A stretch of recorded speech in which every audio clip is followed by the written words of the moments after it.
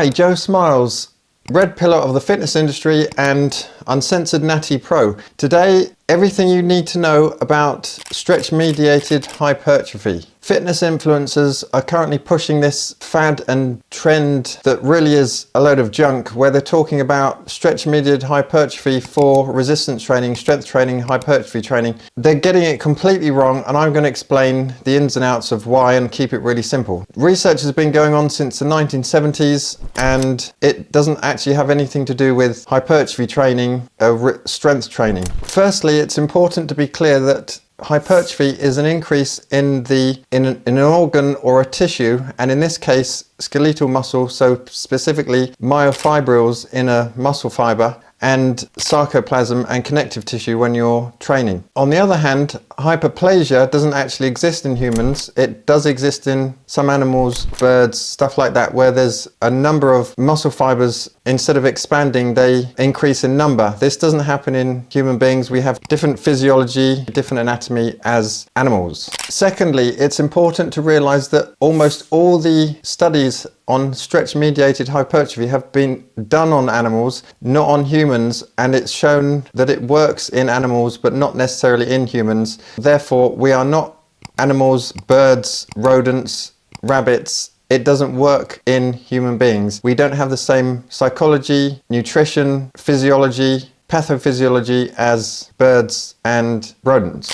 Thirdly, we have to be clear that stretching under eccentric only training doesn't necessarily add to the best hypertrophy gains. So we have to include concentric, so shortening of muscle fibers, and eccentric, lengthening of muscle fibers, by allowing the cross-bridging of myosin and actin protein filaments to attach to each other to increase in hypertrophy. So imagine muscle filaments as having two hooks on them, like two pieces of Velcro, and the two pieces of Velcro, which are the muscle filaments, actin and myosin, are hooking onto each other, and by lengthening the muscles apart and contracting them, these cross bridges, or these overhooks of muscle filaments, get stronger and thicker, and therefore that leads to hypertrophy. It's the repeated mechanical tension that leads to the contraction and stretching, which leads then to the hypertrophy.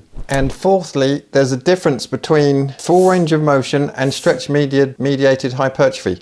So full range of motion means working a muscle through its full range of motion of the joint that it moves around, and that means contracting and stretching of the muscle fibers, whereas stretch-mediated hypertrophy refers to only stretching in the elongated outer range of motion until you can't stretch anymore, and the stretches usually last half an hour to an hour duration. None of this 15-30-second stretch. It's specifically a static stretching, which then increases number of sarcomeres, which are contractile protein filaments within a muscle fiber that help the muscles to contract. And fifthly, people get confused between, and PhDers online and fitness influencers get confused between stretch-mediated hypertrophy and lengthened partials. There's a big difference between the two. Lengthened partials is when you're doing a contracting movement, an eccentric movement of a muscle crossing a joint in an outer range movement. So that for the biceps this will be inner range, and for biceps this will be outer range, and outer range would be working the distal part of the bicep attachment as opposed to the proximal. And stretch-mediated hypertrophy only involves stretching in an outer range position for an extended period of time. So just a quick tip, lengthened partials are equally just as useless as stretch-mediated hypertrophy, and that applies to beginners, intermediates and advanced trainees. So furthermore, the reason why full range of motion isn't the same as stretch-mediated hypertrophy is because muscles have different attachments and origins. For example, if I was to hang from a bar or reach up to a bar to stretch my latissimus dorsi, the muscle that runs here, I would be getting a stretch-mediated hypertrophy, or a stretching effect on the attachment to the posterior rim of the iliac crest and the thoracolumbar fascia. However, I won't be getting any stretch on the bicipital, where it attaches to the floor of the bicipital groove here, the latissimus dorsi. I will be getting a stretch where the latissimus dorsi attaches to the bottom of the scapula, your shoulder blade, which is the inferior angle, but I would have to hold that position for at least 30 to 60 minutes to get stretch mediated hypertrophy. Likewise, if we take crook sitting, so sitting upright on the floor, stretching out the hamstring muscle with the leg out in front of you along the floor, you'll be getting a stretch on potentially the proximal part, the ischial tuberosity, which is the bony part that you sit on your pelvis. That will be stretching, but providing that you're taking your bum away from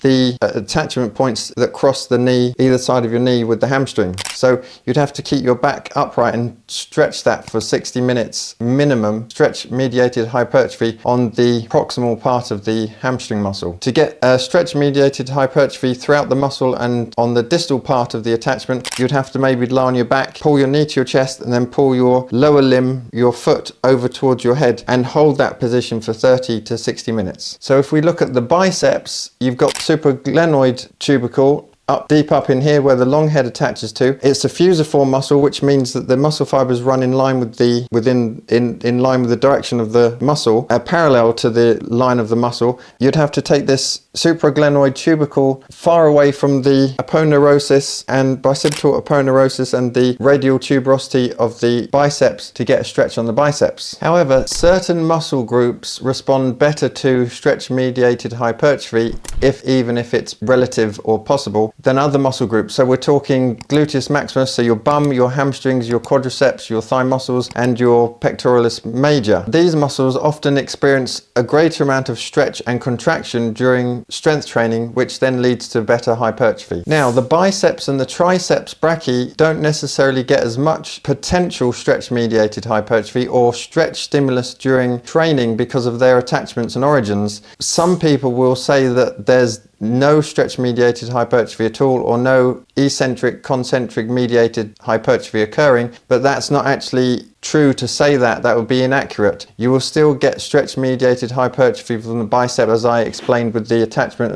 and the origin and stretching it in certain positions, but that doesn't relate to strength training. So don't mix the two together, and also remember, don't mix it with lengthened partials. They're all completely different things. So the biceps and the triceps are fusiform muscles. That's where the muscle fibers run in parallel to the origin and insertion of a muscle. Whereas things like pennate muscles, they tend to be better suited to hypertrophic response, and they're better subjected to a stretch tension. So pennate muscles are characterized by a feather-like type of fiber direction. So you're talking things like the quadriceps and the shoulder muscles, where you have fibers converging inwards and diagonal towards one tendon. And there are three types of pennate muscle fibers.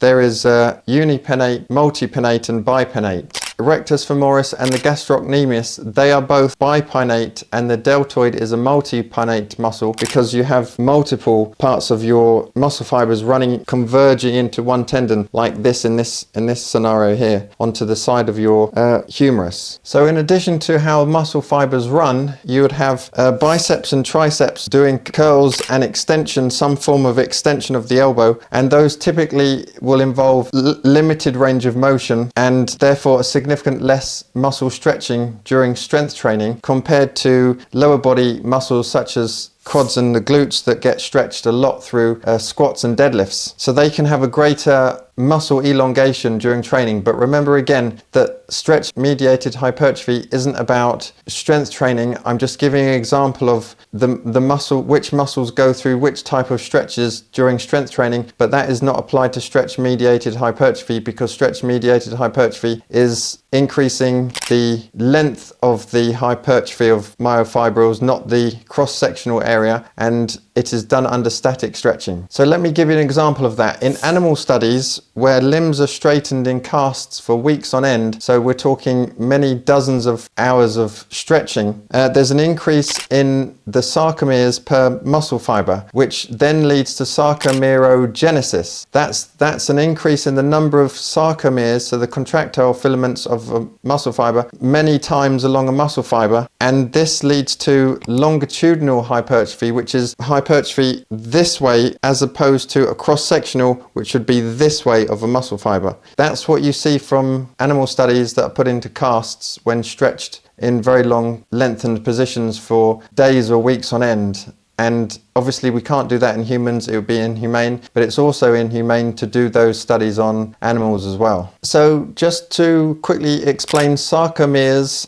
responsible for muscle contraction. They are repeating segments within myofibrils, and they compose of the interlocking thick filaments, the myosin, and thin filaments, the actin, which hook onto each other and they slide past each other, called the sliding filament theory, during muscle contraction, and this leads to a shortening of the muscle fiber. So with stretch-mediated hypertrophy, under a short period of time, you do get more sarcomeres in your muscles, let's say, which is referred to as sarcomerogenesis. That's where you get the longitudinal hypertrophy of the muscle, as opposed to a cross-sectional expansion of the muscle. So to make this clear, sarcomerogenesis doesn't concern you when you're strength training and or hypertrophy training. Firstly, because it doesn't increase the cross-sectional area of your muscles, so it doesn't really matter. And secondly, it's unreasonable to stretch for many hours of one muscle, or stretching 60 minutes, 24 hours to get this sarcomerogenesis. So it's not compatible with human life. You're not getting the contractile filaments going by a stretch shortening cycle, and you're not producing cross-sectional hypertrophy. The other thing is, you only get a tiny bit of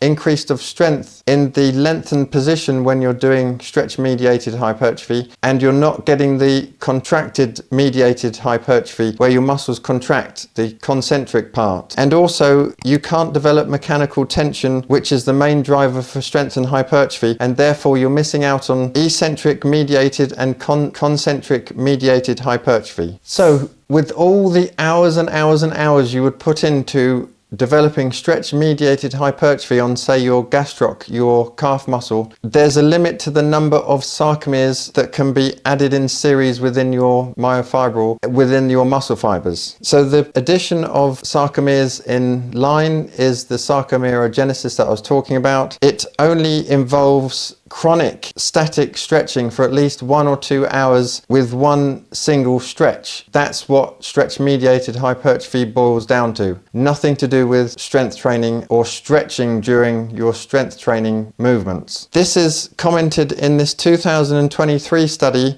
in the Journal of Sports Medicine. The research has been going on since the 1970s to 2000s predominantly, where they were putting bird wings in fixed positions for up to 24 hours, which is cruel and has no carryover effect to human beings. And so the research in humans is just very poor and limited, and really doesn't concern you. So stop listening to the PhDs and the other fitness influencers. They're talking nonsense, and they're trying to sell you a new program just so they can make money out of you, not understanding the physiology and anatomy of what's going on and the science behind exercise science, basically physiology. So to sum up, stretch-mediated hypertrophy involves static stretching over long periods of time, 1 to 2 hours, with one stretch at a time. It is different from long-length partials of moving in an outer range of a movement. It doesn't apply to strength and conditioning or strength and hypertrophy. It's a waste of time, so is long-length partials. Don't bother doing them. Stick to your full range of motion, eccentric and concentric contractions. And if you found this video interesting, give it a like and give me a follow if you really want to. And I hope you have a great day, and stop listening to nonsense online. Get offline and get in the gym and start doing proper training.